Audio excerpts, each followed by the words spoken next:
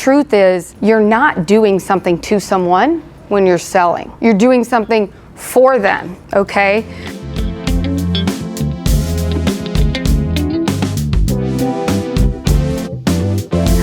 We were having dinner last night and I shared this example and I told her I would share it today. When you can remain neutral around a sales call, like truly take yourself out of it, then you can really serve them at the highest level because it's no longer your fear getting involved. But if I know, let's say I have a time machine and I go back to Jana, young Jana, at 22 in 2004, maybe we'll have to go back further. 92, whatever. The point is, I'm like, listen, there's this thing called Apple, and I know you think it's gone because you haven't heard much about it in a while, and you were on those computers for like half a second when you were little. It's coming back in a big way.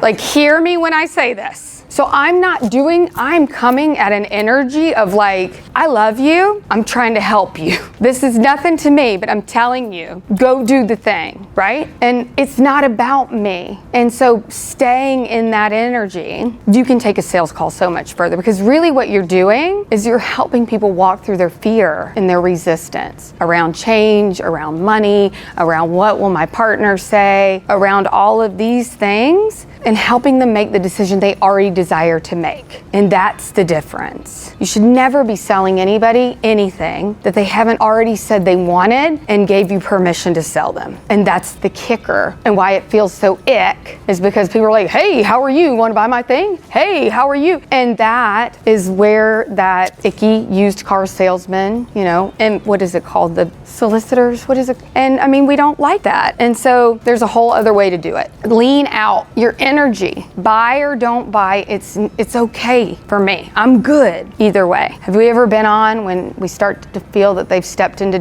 like you've pulled back a little and they're like, oh no, and like their energy changes and they're like grasping for straws, and it starts to feel needy, like loser ex-boyfriend kind of energy, and you're like, oh God, get me out of here, right? And so you got to lean out.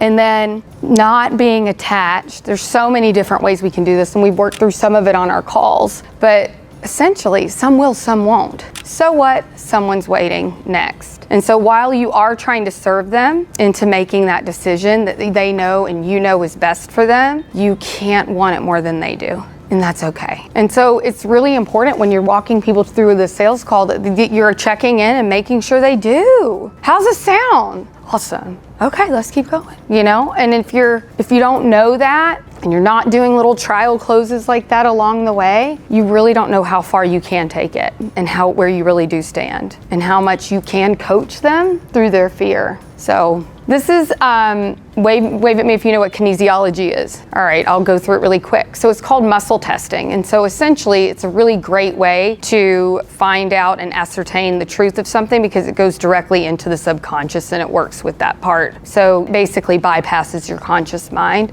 And so you can ask questions, and depending on how strong your arm is, if it's true, your body's strong. If it's false, your body's weak, okay? And so Dr. Hawkins, he did this whole map of the levels, consciousness, and the frequency in which they vibrate at. So like when we've always said like that's so low vibe or high vibe, it's actually true. And so he proved it. And so basically he just measured all these different vibrations all the way up to oneness. Now, can anybody tell me, and if you've already heard me say this on one of our calls, don't cheat. Can anybody tell me what vibrates 200 times higher than love on the scale? Authenticity. Yes, authenticity.